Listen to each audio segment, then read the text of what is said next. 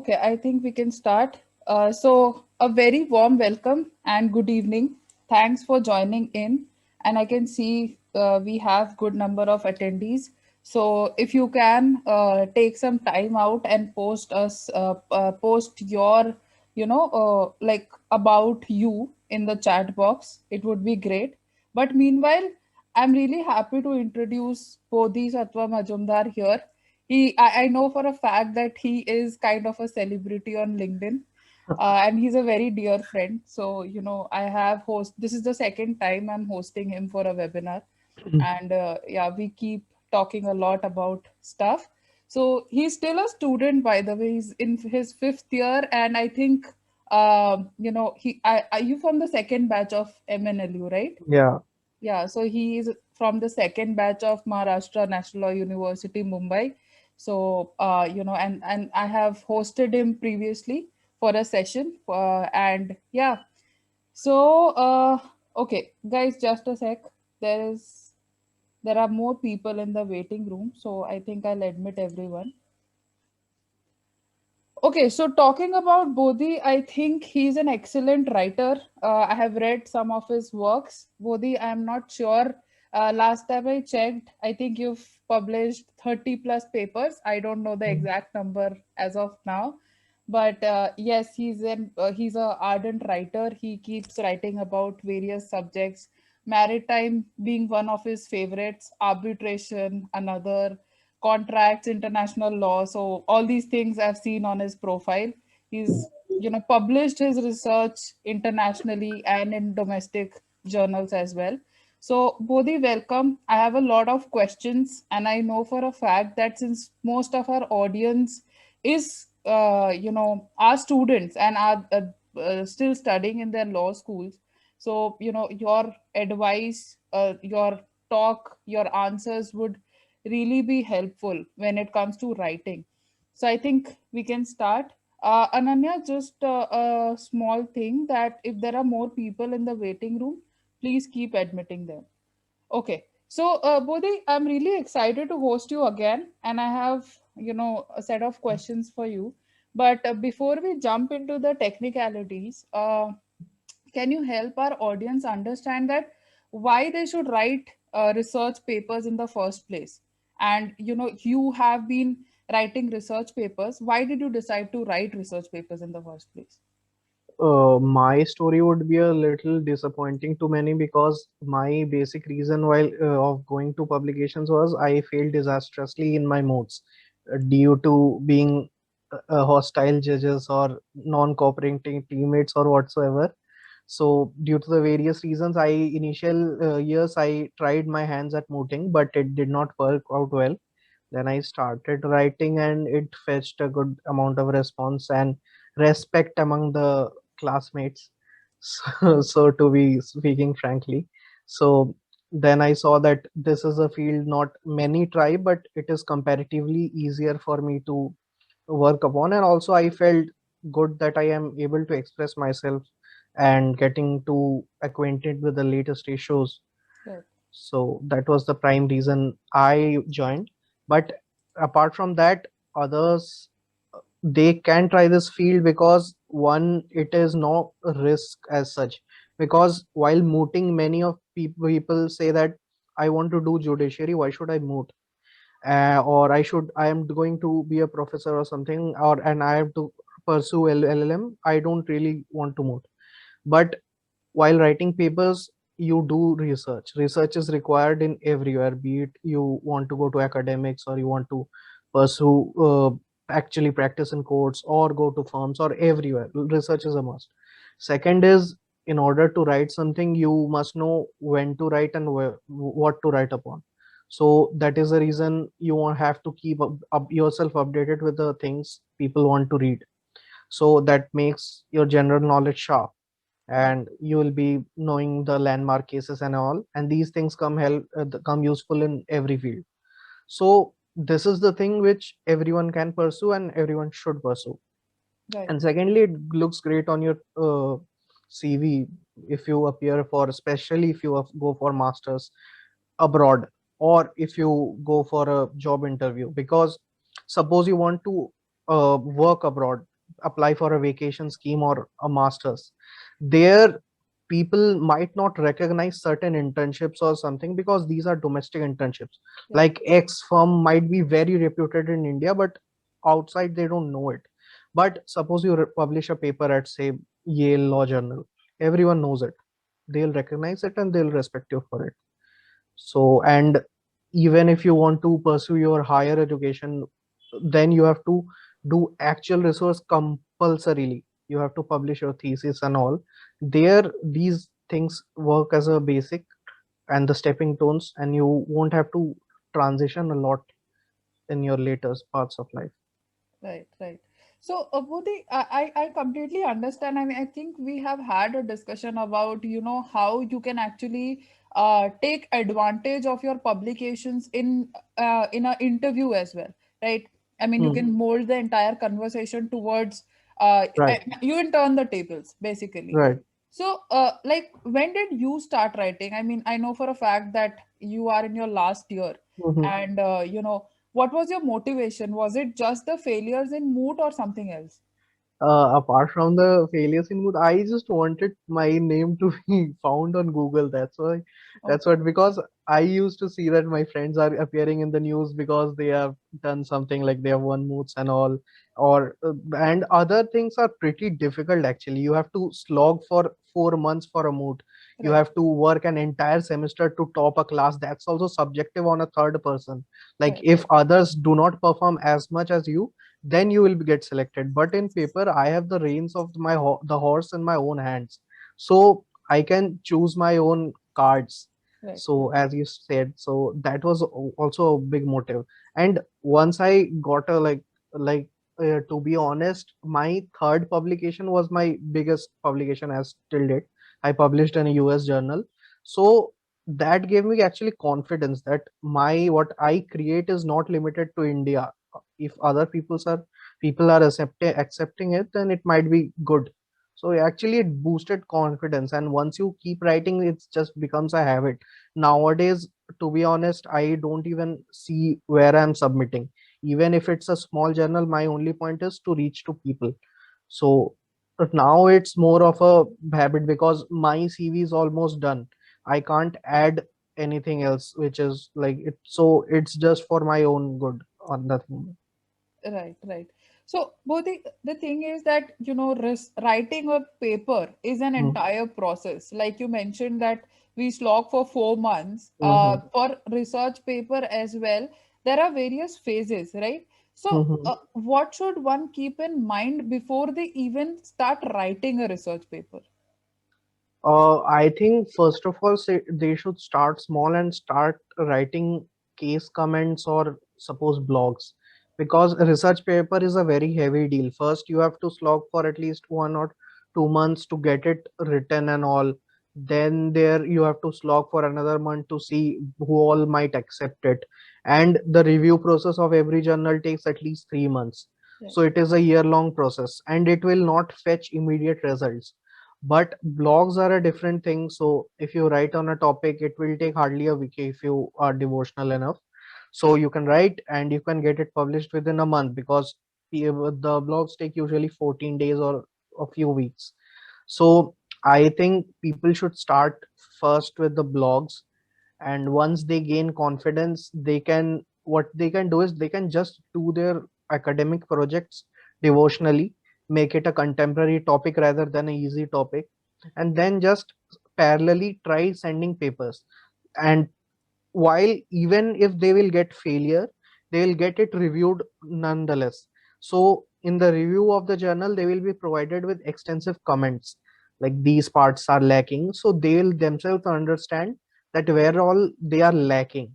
right, Now publishing a research paper is a very big thing. Like if you want to publish in a reputed journal, so I will not suggest initially starting with a journal, because it might dishearten and you will leave publications altogether. So we should start with blogs, and there is no as such time, because I have been speaking with my first year and second year students, and they have been publishing quite extensively. Like one of the my second year students in my college, they published with London School of Economics blog, one had published in some South Asian university, and it is a doable thing Right. compared to research papers. Right, right. So as you were mentioning, start small and Hmm. write about blogs. I think one of the major concern is we cannot figure out which academic piece to start with. So Hmm. can you help us understand what is the basic difference between a blog, an article, and a research paper? Hmm. So generally, what people mean by blog is the university blogs. Like every university has its centers of IV, centers of criminal law, and all, Right, and they have blogs. And what people usually mean by article is professional blogs, professional ventures which publish short articles. right, So be it Taxman or be it Manupatra and all, they are looked at a different perspective because they are reviewed by professional reviewers rather than a blog which is entirely student run. right, So when we speak about blogs, it's usually the university blogs. So there the requirements are pretty basic. One, the limit will be like maximum of 1500 words or 1000 words. The grammar and the language will be pretty basic, like conversational as type of language.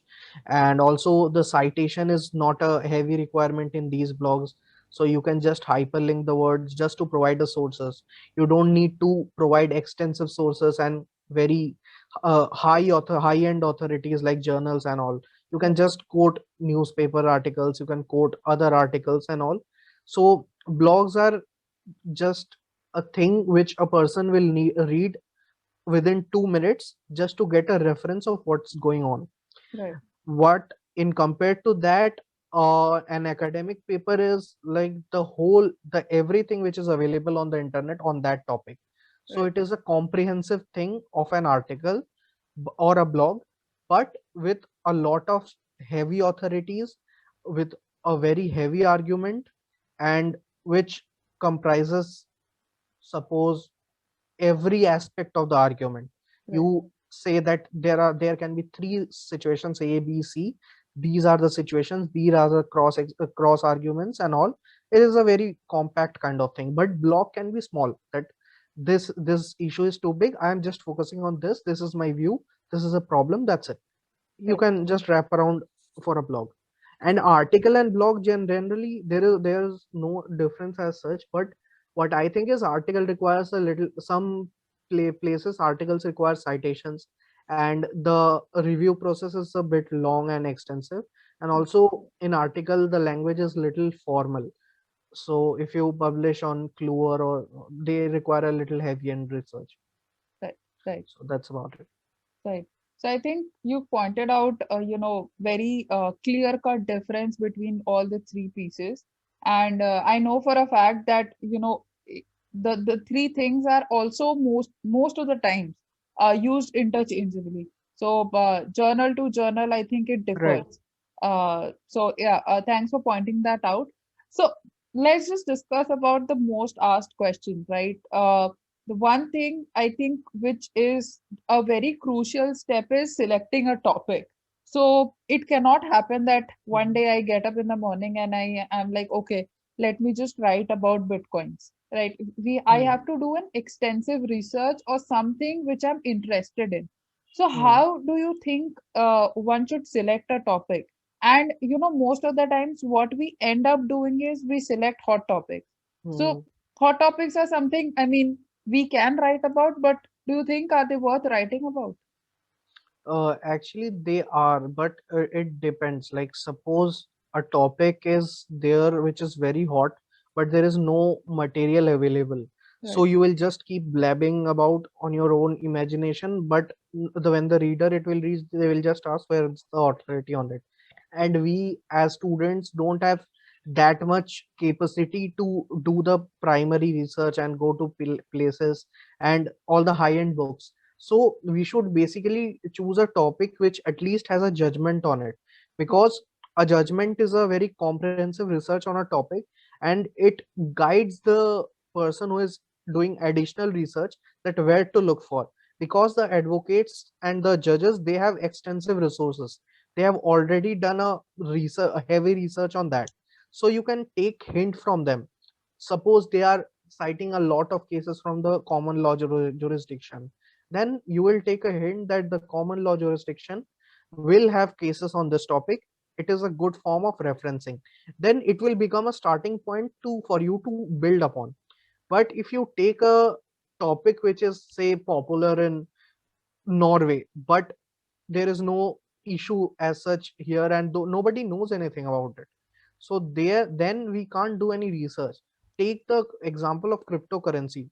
By the time it became famous when a judgment was passed on it, but suppose it is in the initial stages, Right. nobody in India is trading cryptocurrencies, and now you think that I heard a news on Google that China is doing this, so let's write on that. It will be very difficult to write it.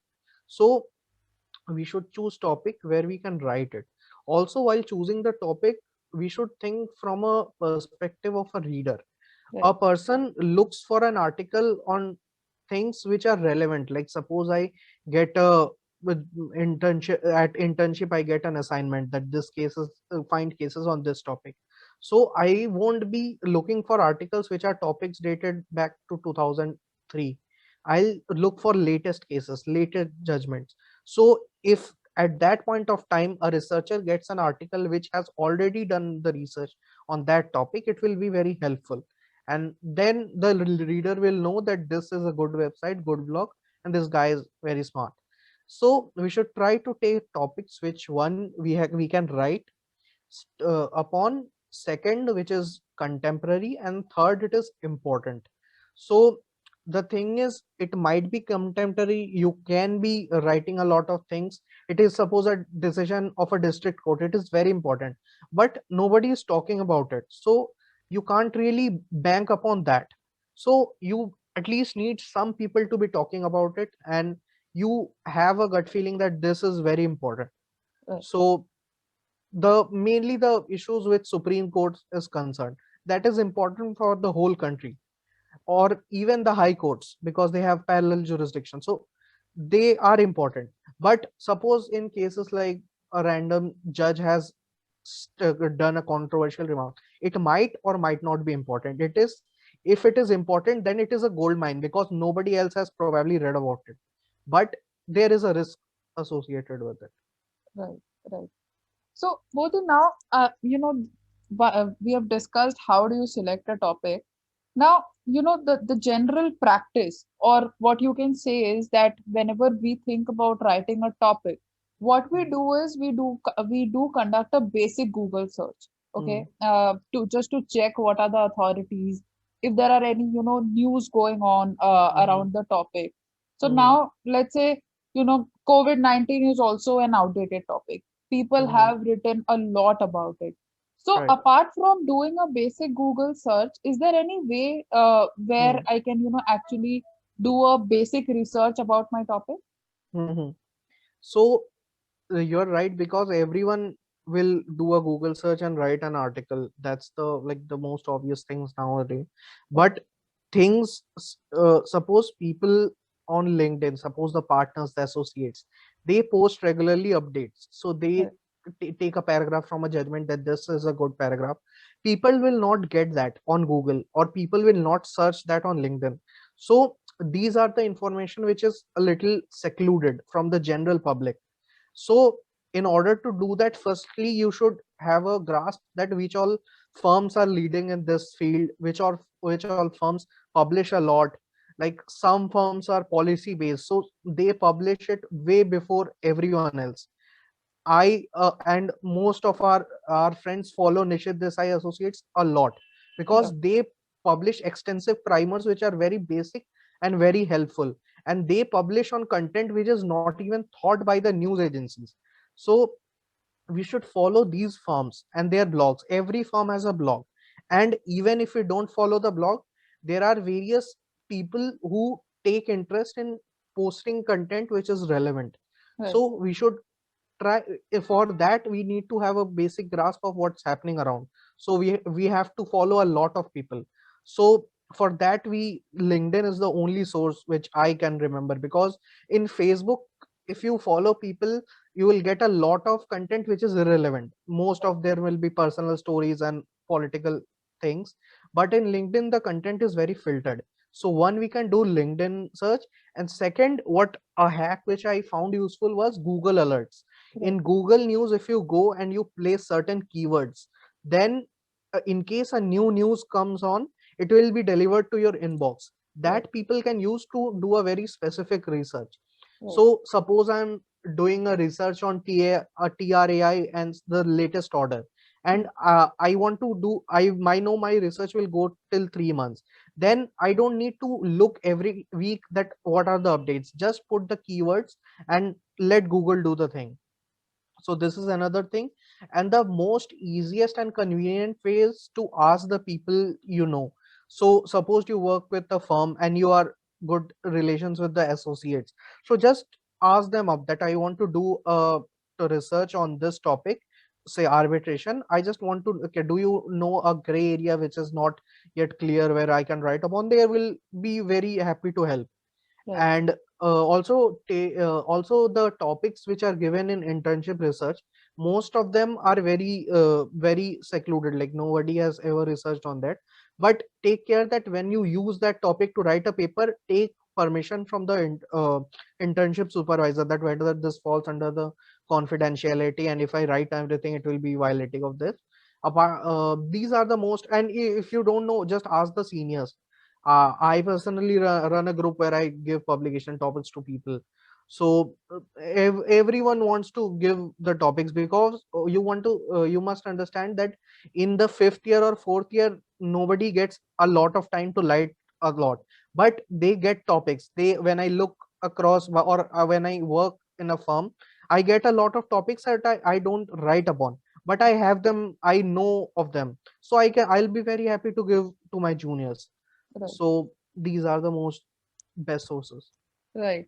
So I think apart from conducting a basic Google search, as you mentioned, yeah, LinkedIn is one thing where, because it's a professional platform, people do post about their thoughts about a topic. And there are many good researchers and writers who keep on posting about topics. I would just like to add something to this. Many a times, people actually, take out, like organizations have their newsletters as well, Right. where they actually post about something which is going on and which is a gray area. I mean, there is a Mm. scope of further research. So I think, they can actually, you can actually refer to those newsletters as well. They're delivered to your inbox, so you don't have to actually go anywhere and buy it. So, okay, Bodhi, we have a question from Sakshi. Now that you have mentioned, which group are you talking about? It's a personal WhatsApp group. It is mostly full. I'll just share a Telegram link that Okay. people can So, do it. Sakshi, Bodhi is going to share a Telegram link, and if you want, you can join. So yeah, coming to the next question, Bodhi, every academic piece, like whatever you write, the method which is followed, it's on the discretion of the author. I mean, if he wants, he can follow empirical research. His paper can be completely critical, Mhm. argumentative, doctrinal, and some of our audience might not really know the exact difference between all these methods. Can you help Right. us understand the difference between critical, analytical, and descriptive methods of writing? Uh, I remember you telling me about how you actually, figure out like which one to follow in a research paper. Right. So there will be various stages. Like every research will have various bits of research. So firstly, what we should do is, firstly we should make ourselves aware about all the facts associated with the dispute. Suppose we are writing on the cryptocurrency issue, or suppose the farmers bill. Now we should understand that what are the basic facts associated, like when was the bill rolled, which party rolled the bill, and what was the background which led to this bill, and who all are opposing is. This is the factual kind of research which we know of. So the paper, the here I'm only talking about the paper, research paper. So the first section of the paper should include all this. So to make the reader understand that why the issue is very relevant, why he should read the next 15 pages. The blog will have a similar thing, but it will have a little shorter version. It will be probably 7 to 8 lines, but in a research paper you have to actually dedicate an entire section on this. After you have made the reader aware of the factual situations, then what you can do is you can do state what are the existing laws on the topic. So suppose a thing like homosexuality, which was earlier a criminal offense. So in that case you have to state that this is the law which is concerned. Before this there was a British law on this, and this is the current legal standpoint that yes, it was criminal. After you have passed the stage, then you have to do the interpretation of the law. In this stage you have to lay down various judgments which have actually analyzed the law and stated whether it's good, it's bad, or if any other jurisdiction has a better law on this, something like that. Once you have done all these things, then you proceed to your analytical part. There you do your own, you apply your own brain, you pick your own brains and do every bit of analysis, how it's good, how it's bad, how it can be improved, how it we can borrow from other jurisdiction, how we can modify it, how the other people are getting affected from it and they should not be, and all these things. So this is the basic structure of any legal academic writing, so be it blog or research paper. So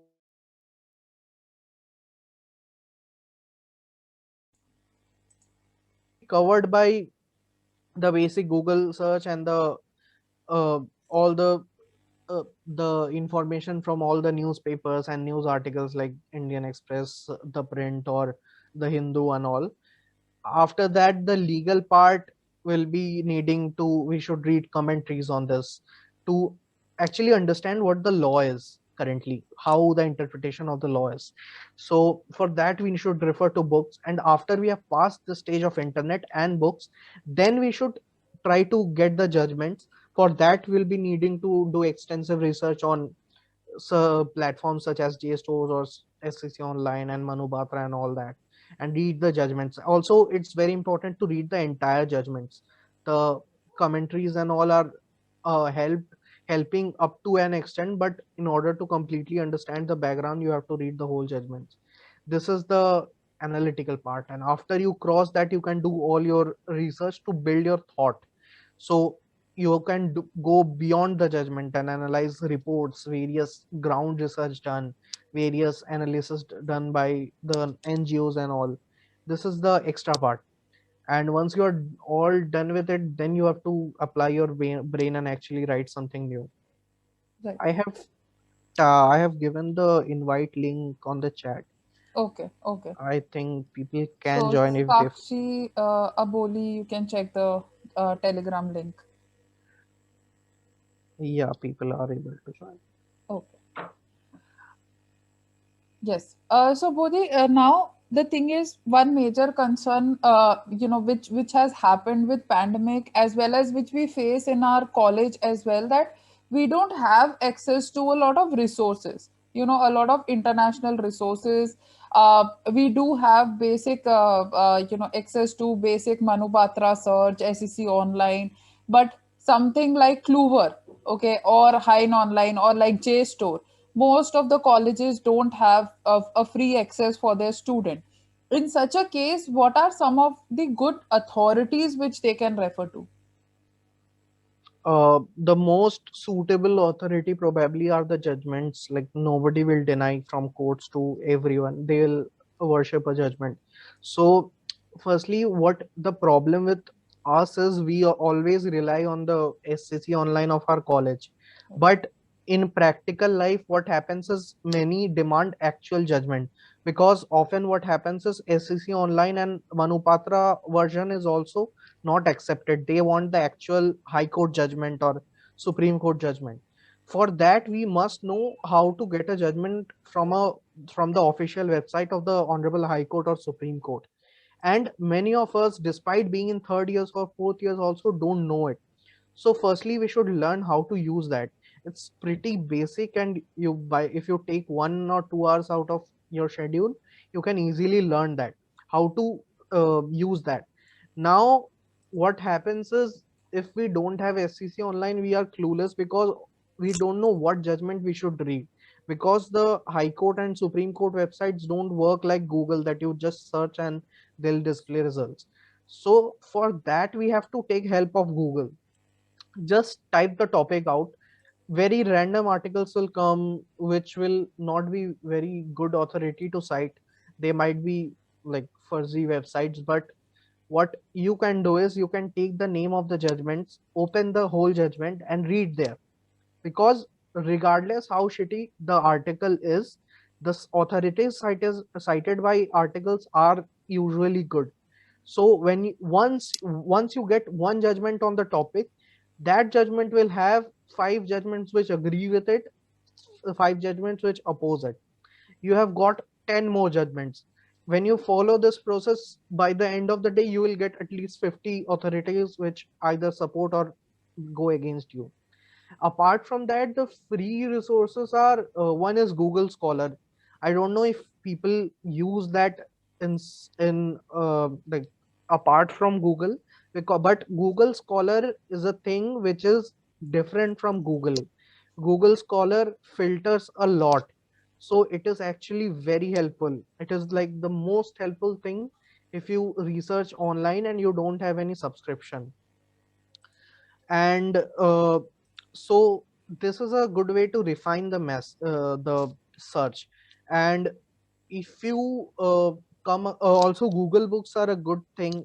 It gives you limited research, but it's a very useful. And also, if you get a book's name, like if you know that this is a landmark book on this topic, you can use various illegal resources like libgen and sci-hub. They are illegal and not legitimate, but they offer a decent collection of books. Right, right. So, Bodhi, you have been a editor-in-chief of Arbitration and Corporate Law Review, and I believe you have been, an editor for other law journals as well. So, I Right. just want to ask you, what are the key steps which you have to follow while writing a research paper which you want to publish in a journal? If I'm just writing it for the sake of writing it and sending it, let's say, for my project work, then that's completely different. But when I want to send it for publication, what are the steps involved, and if there's something which I should keep in mind? So I'll tell you from the perspective of an reviewer. So what we basically do is, I also manage the journal of our university. So a blog of the university. So what we do is, firstly we do the plagiarism check. If the plagiarism check falls, actually I should not say a specific number because it does not work like that.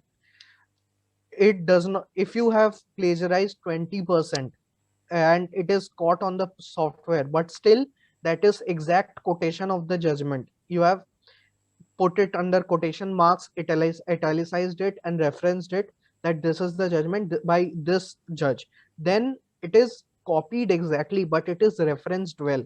So that won't be plagiarism.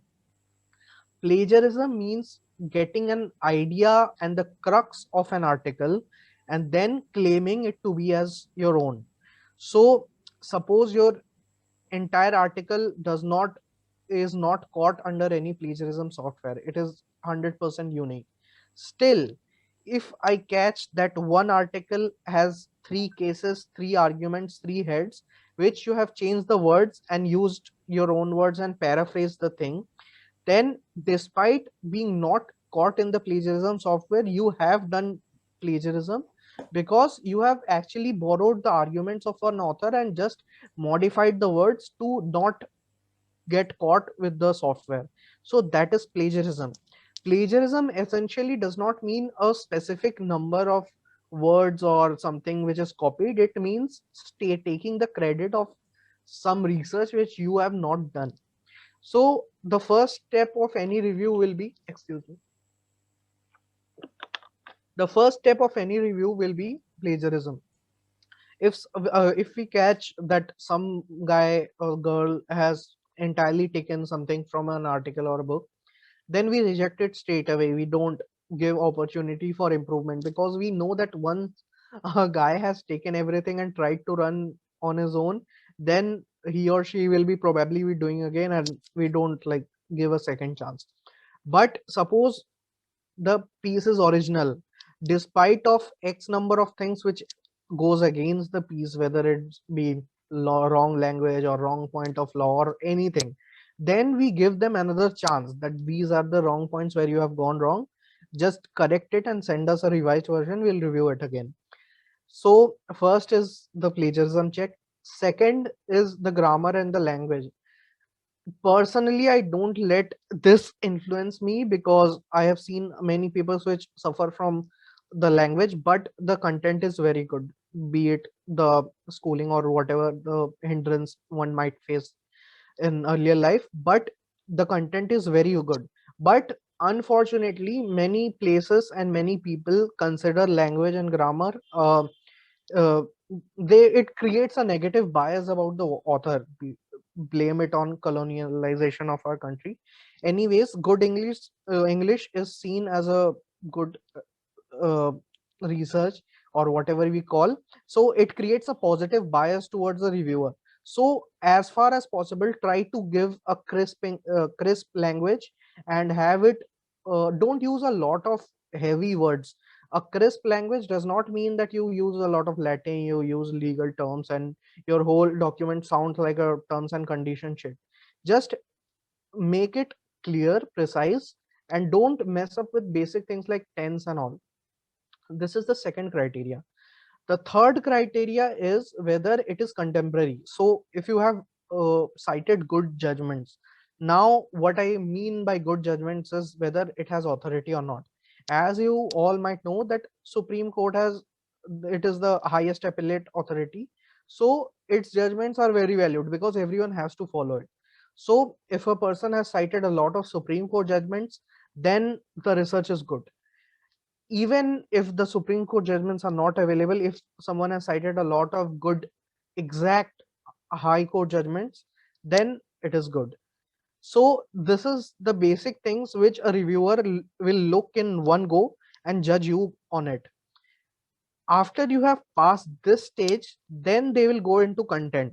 So the content will be based on what you have done in research, so that is very specific and subjective to everyone. But these three initial things you can build upon to at least get a fair review from a person. So just make sure that these things are all right. And apart from that, also take notice that the format of the blog, you have done it well. Because once we find that this blog has not used a format like our blog, we have specifically told Garamond because we know everyone follows Times New Roman, so it won't be a fair test. So once we see that they have not used Garamond but used Times New Roman, then we know that this person has not even read the submission guidelines. So he or she has just sent the blog randomly without doing proper research about the journal, all thing. So this creates a negative bias. So one is language, one is research, where one is the formatting, and one is of course the relevance. Right. So, Bodhi, now you since you have mentioned these 4 points, I believe one big thing is that you have to be very careful of what the journal is asking you to do. I mean, the submission guidelines. So, Right, a point to be noted here that the submission guidelines can differ, and it can differs from journal to journal. So I think that's one thing which you have to keep in mind as a diligent researcher, that you read also, right. before you actually send your piece for publication. So moving on to now we have seen how do you write it, from a point of view of a journal editor as well. So now, once you are done writing, how do you go about publishing the same? I mean, how do you select a journal? So you have done writing, now you want to publish it. So what should be my like the pathway to follow? uh, First of all, yeah, this is a very difficult bit because in research articles and all, it works in a supply and demand way. If the editor wants this article, this is a very recent case and I want it, so I will make my best efforts to improve the article since I know that no other article has published this. So, and this falls within my theme, that I'll pressure the author that you do this, I'll work with him, I'll help him develop. So to get a proper journal, there are various criterias. So one is the year of origin. The older a journal is, the more people have read it and more people know about it. Harvard and all, they are 100 years old, so they have a lot of weightage. So the older the journal, the better it is. Second is the frequency. So some journals publish once a year, some twice a year, and some journals publish throughout the year. So it is very uh, judicial to bank upon a journal which publishes more frequently, because it will have a greater chance of publication. So if a journal publishes once a year, it will select 6 papers or 10 papers out of all the submissions throughout the year. So it is very difficult to make your paper the one. So frequency is a thing, but don't go with journals which publish twice a day and they are just doing for publications. Third is the brand name. Always go for university journals because the name of the university and brand of university is attached with the journal. So reputed universities, foreign universities, they are always the most reliable thing. They will not cheat you of your money, they will not fraud you because they have a bigger name to protect. And private journals are usually not to be trusted most of the times because you actually don't know who all are there. Suppose they take your paper and they publish it somewhere else by their own name, you won't be able to trace that guy who has done this, because many I have come across many journals where the name of members are not there, who is the editor, who is the chief, and all. These places are very dicey, don't go for them. Every journal will have its peer review members and all the board of members, board advisors and all listed on their website. That gives a little authenticity. Like suppose the journal does a fraud with you and takes your money and go, then you can catch these guys. Also, never go for a journal which is paid, because I have not come across a single journal which asks hefty amount like 1500 or something. Now some journals take a minimal nominal amount of 100 200 rupees to get your hard copy of the journal delivered. That is totally legit. I'm not talking about those, but many journals take publication fees of 700 to 1500 rupees. It is better to not get published than pay and publish, trust me on this. Because suppose I am taking your interview and I come across one publication which is paid, I'll judge your whole entire CV on that one publication. I will know that this guy has paid someone to get it published. So this is not a decent fellow. So don't go for them. It is better to leave your CV empty than give paid publications. And one is frequency, one is year of origin, one is brand name, and one is region. So also it is important to see the region of where you are getting published. So suppose you are writing on a topic which involves democracy, so it is better to go with a journal which is placed on a democratic country. Now, suppose take North Korea, a journal in North Korea will not publish your topic on democracy or something like that. So some topics like suppose maritime law, it is very popular in Singapore, London, or Dubai, or India, for example. There, people will know what it is and they will be interested to publish. But a country which is not does not have a good set of maritime laws, then they will not be interested in peace. So take care of the region. And apart from that, just look at people who are getting published. So your seniors or your friends who are good in academics and write regularly, just check their profile. Many people say that I don't want to come online on LinkedIn because I see everyone achieving, but they don't see that this is achievements. Everyone who have achieved, they have achieved, and you can achieve it too. That gives, if your classmate has done something, it means that it is doable. So you can just take them off. Suppose you come across 100 achievements in one day, that every individual have achieved once. But if you take list of all of them and try everywhere, you can have 100 achievements. So think like that and take cue from others. Just note down that which journals are publishing. Once a guys has published article on blog, that means the blog is functional. You will actually get a response. So make use of the social media like this, and always in an Excel sheet that this journal publishes on this is on this topic and all. Then after a while you will just know that this university publishes in April, I'll just send them. And also, don't think the end point first and then start writing a paper. Write a paper, then figure out where to send. Because suppose you have chosen that I'll publish in NLU Delhi's journal, and then you send there, they reject you, then you will be hopeless, like it is not worth it, what will I do with it? Don't go with it. Write on topics which you feel like, because a topic is like a relationship, you have to take it for 3 months, and if you lose interest midway, it will be go disastrously. So don't choose your mood topics or your projects which are your professors have assigned to you, because they might be of academic perspective but not publishable. Right. So don't do that. Yeah. Right.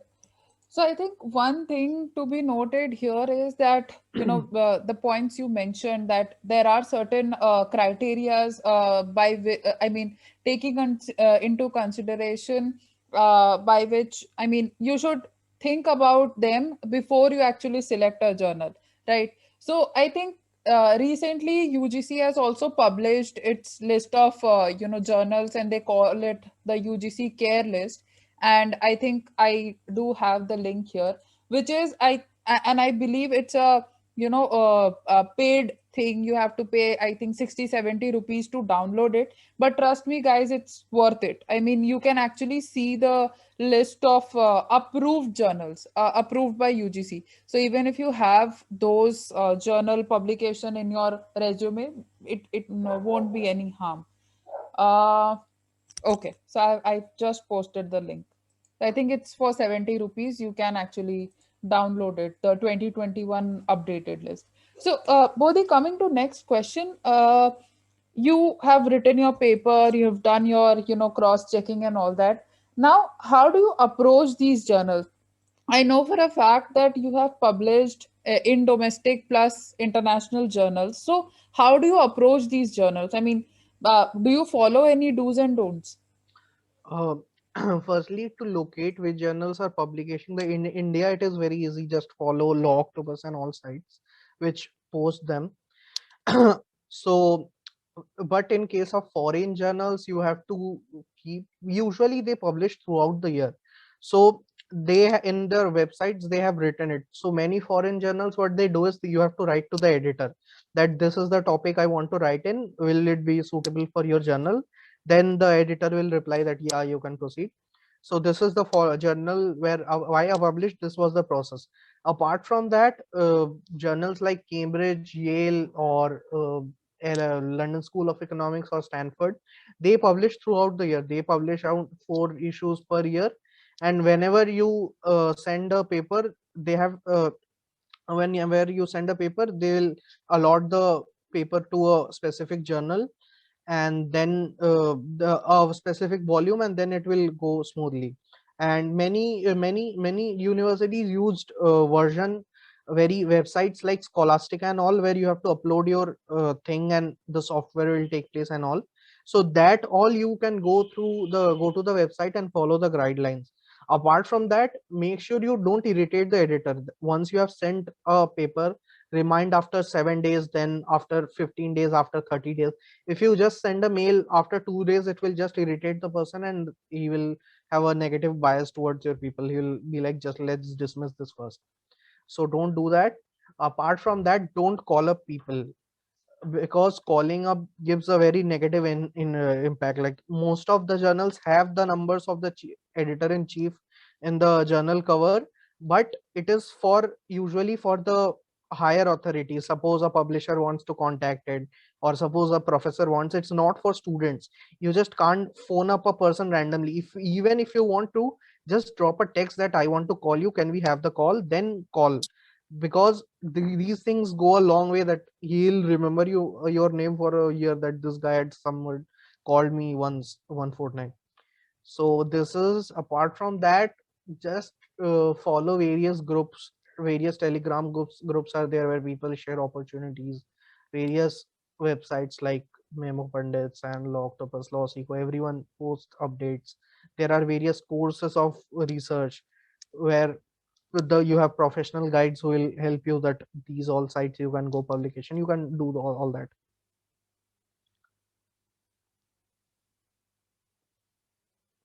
I Yeah. can't hear you. Yeah, yeah.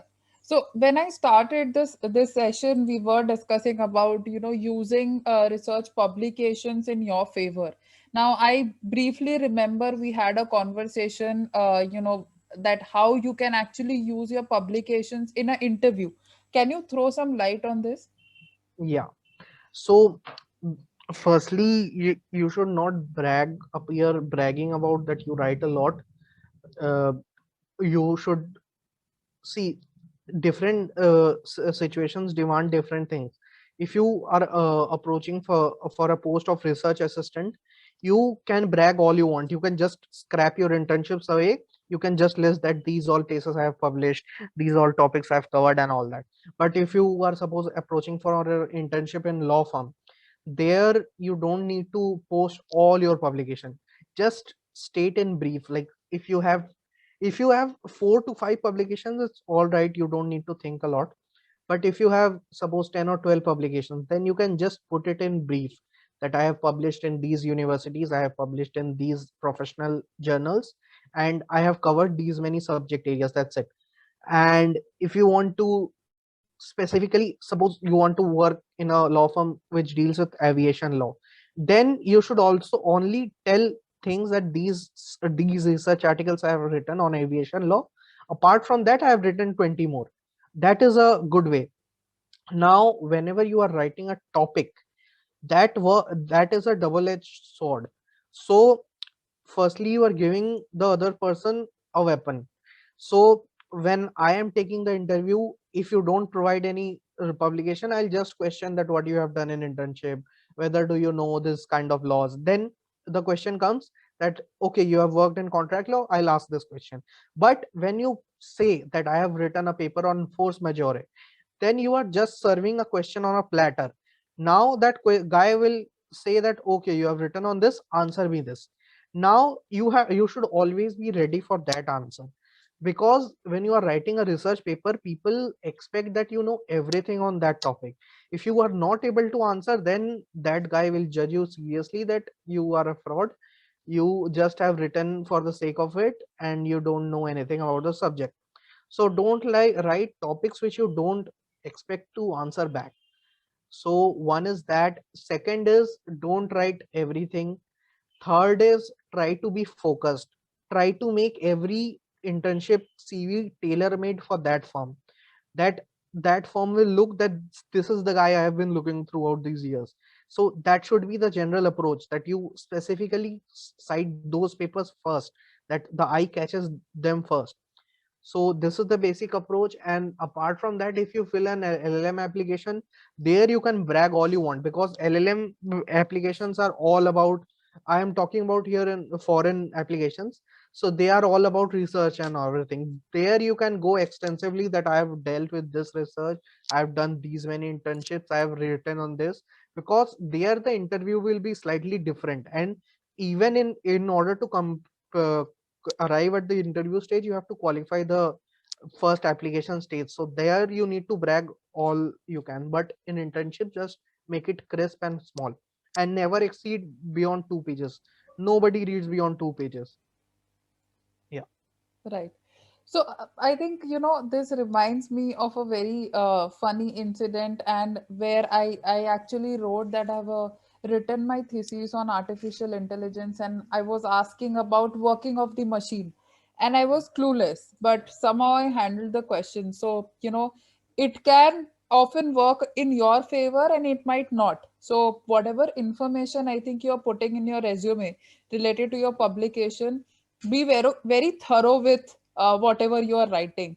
And as Bodhi mentioned, otherwise, yeah, people might think you are a fraud and you don't know anything about the topic, and it's just there for the sake of being there. So Bodhi, coming to the next question, I think many of our attendees are in their first year, second year, right? And because law school, when we join law school, you know for a fact that there are a lot of things on our plate. Uh, Projects, our exams, we have to study because we are just starting with our law career, right? And I think mostly we suffer from balancing all these things out. So once, let's say, a first year student or a second year student is done writing his research paper, are there any good journals which you know of where we can publish our work when we are just starting to write? I mean, I'm not an established writer, but I have just started to write. That will be a very hard question and subjective because it depends on the research and the topic criteria. Right, But what I think is everyone should attempt everywhere, because my first public publication was an international publication. I did not think in my dreams that exact paper was rejected by many national law universities. So right, you really don't know who will accept it. So take your chances, submit it to Oxford and everywhere, because even if it is rejected by Oxford, Oxford will cite reasons of for rejection. right, So you will get your paper reviewed by probably the greatest person in the whole community who can. So I don't think I can like assign a specific boundary, but you should always try to first send it to the biggest person, like the publisher who will, if he will publish, he will refuse the whole earth. So go for them first. If you see that everyone is rejecting your paper, then go to a little lower tier. So usually what happens is the bigger the university is, the more reputed the journal is. This is the usual course of action.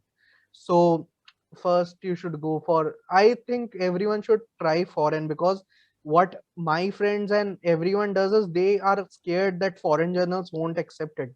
But foreign journals and blogs are more receptive to the papers, because due to our huge population, Indian blogs and journals have very high submissions compared to the foreign journals.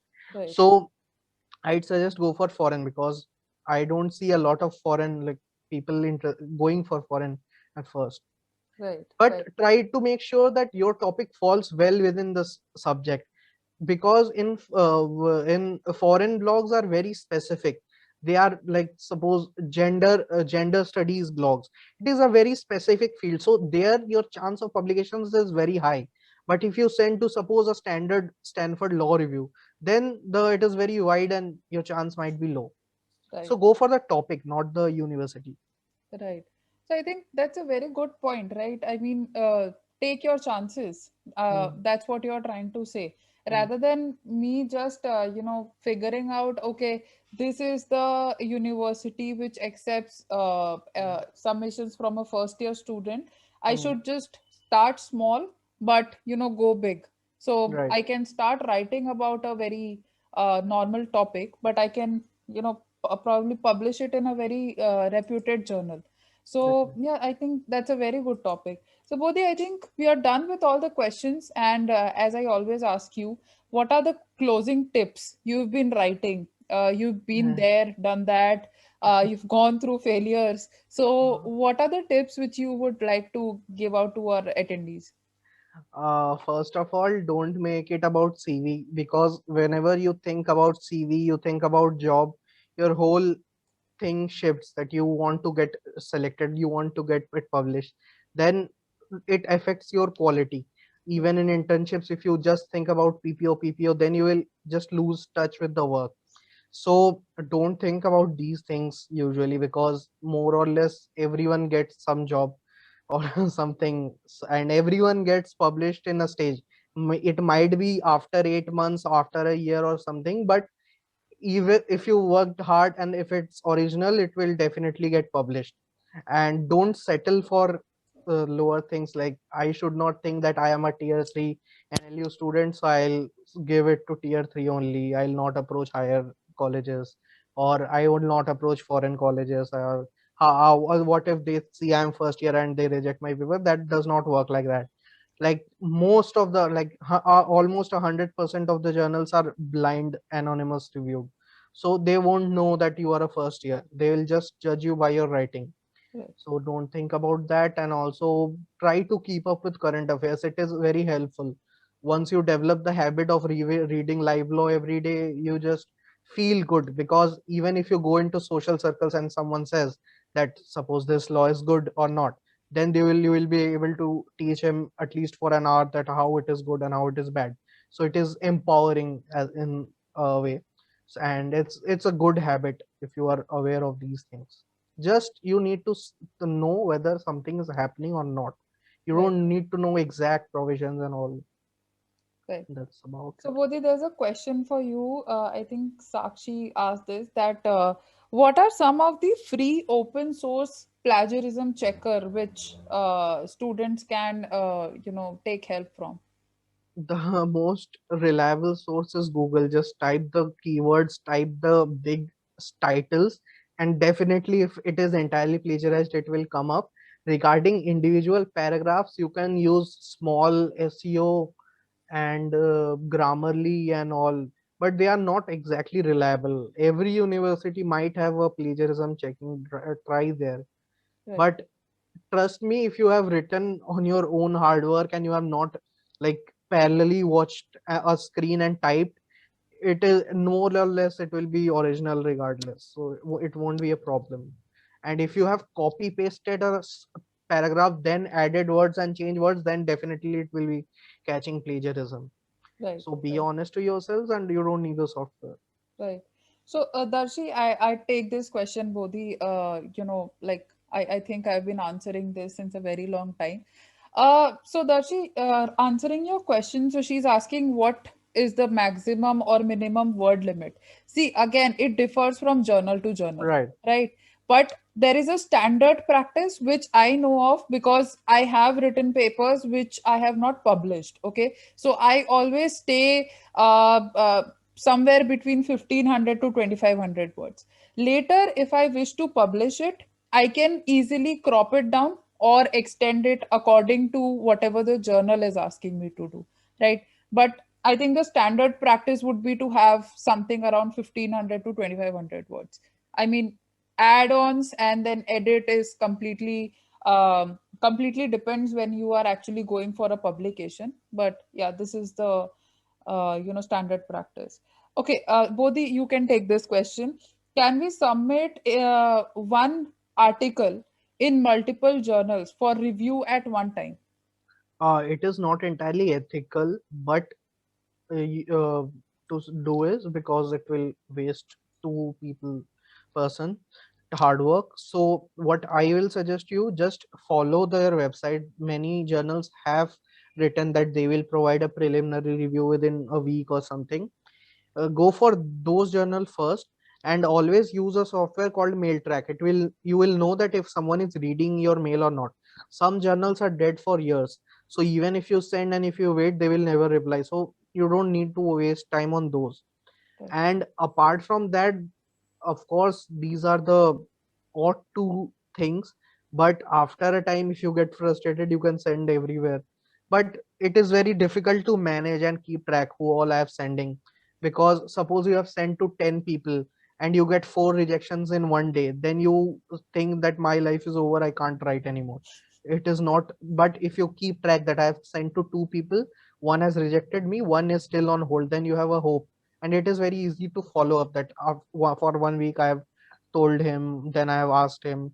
So I suggest you send it to a reliable journal which is active, which is publishing constantly, and you know that people are working on this. Send to them. They let them acknowledge it. After 7 weeks, ask an update. Do this, and after that, if they are not responding, don't wait for a rejection. You can move on after a month or so, after 2 or 3 reminders. right. So, Bodhi, question by Sakshi, and it's for you. When did you write your first paper? Third year. Okay, so Currently, he's in his fifth year. So, Sakshi, you can calculate. He wrote it in 2017, 18, maybe. Yeah. So I think there was a very good question, and I've answered it in the chat box, but I would, still take it up since I think this is relevant for everyone. And I think this question was asked by Shubham. Right. So Shubham is asking the problem when I start to write a paper or an article is, let's suppose I wish to write an article. Now, just to know about the topic, I Hmm. will research about it on the internet, or I will read some article on JSTOR or ResearchGate. But the major problem is when I am reading that article, I'm reading someone else's article. I am Hmm. developing the idea propounded by someone else, and eventually it will reflect that in my paper too, which is eventually plagiarism. So, how to write the paper which is unique? Uh, you know, uh, Shubham, I have been a victim of this. Okay, I'll quickly explain you. I think Bodhi can then add to it. So I was writing my dissertation, and people, I think someone from Saudi Arabia wrote a similar kind of a paper about this. Now you see, I was talking about India, I was talking about US, and I was talking about UK, right? And someone in Saudi Arabia has written. So it's a completely different jurisdiction. Now, see, our ideas might be similar, but my arguments were completely different. Okay. So, even though we were talking about whether artificial intelligence system can be given the status of a legal person, okay, that was the major idea about the entire dissertation. His argument was based on giving legal status to Sophia, the robot. Okay. And I was talking about various other products which are in the market, which are actually acting like human beings. Right. So it completely depends on what kind of arguments are you giving out. And, I never had a problem of plagiarism. Trust me. Trust me on this. I have written somewhere around 110 pages about it, and more than I think 50,000 words, and I never had a problem. Bodhi, if you can add something to this. Yeah, exactly. The thing is, uh, I you have mostly covered everything, but I think more or less that's the crux. Right, right. So I think Shubham, and there was another question similar to this in the chat box, so I think we have answered it. Also, one I would like to make a point, like Yeah, you are in the probably the first stage of law, so right, nobody expects you to write an entirely original thing, right, because everything is s- you at no, it is impossible to write anything original, because no matter how original your content is, you are deriving it from some source. You have read a book, you have heard someone say this, or if you have like saw a discussion on TV, there is some source. So at this point you don't need to do original things. This is not a novel. You don't want need to write a entirely original thing. What right, you need to do is you can do a compilation of 100 minds and put your one more idea on this, and give a compiled thing which is so comprehensive that once they have read this, they don't need to read anything else on the internet. right, So don't focus on originality that much. Just make it sure that you have done honest work, and you know that you have read a lot on this. right. That's it. And I think the most important thing is that even though you have read something somewhere, as long as you are citing it in your work, Right. right, and you are giving due credit to that author, that okay, this is somewhere which I read something about, and it is there, it is also there in my work, but Mhm. yeah, I'm giving due credit to the author. So Right. citations play, I think, the major role when you are writing a academic piece, Right. because plagiarism, yes, most of the times we think, oh, since I'm taking this particular case from, let's say, SEC online, it might, come under plagiarism. But as long as you are citing it properly, I don't think so. The editor will think that, oh, she has copied it or he has copied it from SEC online or whatever source. I think that's the crux. Right. So let me just see if there are other questions. Uh, So I think we've covered majorly everything. Yes, so there was this one particular question. Just a sec. How can we check plagiarism by ourselves? Rajat, I think Bodhi just told Yeah, you have to be very honest when you're writing. But yeah, there are certain free open source software such as Grammarly, yeah, small SEO tools also I have heard is good. But the only thing is these are not reliable. I mean, these will not give you 100% quality report. Okay, right, so I mean, if your college has access to any free software, I mean, even though they are paying and they are giving access to students, I think that's fine. Many colleges have access to, I think, Turnitin. That's one thing which is used in law school. So you can use Turnitin. If not, check for the free softwares. Grammarly is my favorite currently since I also don't have access to Turnitin. Okay. So, Bodhi, there's a question for you by Sukanya. When did you publish your first piece, be it an article or blog? I think he answered it, third mm, year. Did you write anything before that, Bodhi? I just did my projects. Okay, okay. So, Bodhi, I want to ask you this question as well. Can you actually turn your project into a proper working research paper and then send it for publication? Yeah, definitely, but you should make sure that the topic you choose was with the intention of publishing a paper. Right, Because suppose a person is allotted a topic such as seat venue dispute of the Arbitration Act. Now, that topic is very important for academics. Everyone has to study it. That's why your professor gave it to you. But 100, 1,000, a million articles have been written on that, so that you cannot use for publication. But suppose just take the liberty of choosing a topic. Just right, go to your teacher and say that I will not follow this list. I have thought of this topic. You can help me build it. Just go, then you can do it. right. Now at this stage, when I don't find time for writing alag say, then I just do this. I have published I think three of my projects last time. Right. So there's another question from Nidhi. Where did you publish your first piece? The international journal which you were talking about. Can you please name the journal? It's Journal of Maritime Law and Commerce. The commerce, it is indexed with Hein Online, Westlaw, and also World Health Organization right now. Okay. So, Aarti, answering your question, if you are actually, writing something for paper presentation, yes, you can send it for Yeah, that's a publication paper. as well. Just make sure that you're following the submission guidelines. That is important. As long as you have an academic piece which, follows the submission guideline, you can definitely send it for publication. But I So, want to also add to Nidhi that don't send your paper to that, because my topic was a little futuristic. I did my paper on Journal of International sent for Maritime Law paper. The topic was force majeure. At that time, I did not know COVID was gonna be a thing. yeah, yeah, Right now, it is of high value. That's why it got published such quickly, because that journal is pretty reputed. It has been cited by the US Supreme Court at least 50 times. right, So my chance was that my topic became a very big thing in COVID, because every contact contract, whether it was postponed due to force majeure, and I yeah, had written it before like everyone else. So I would not suggest sending it to that journal, because there will be a higher chance of rejection. right, right.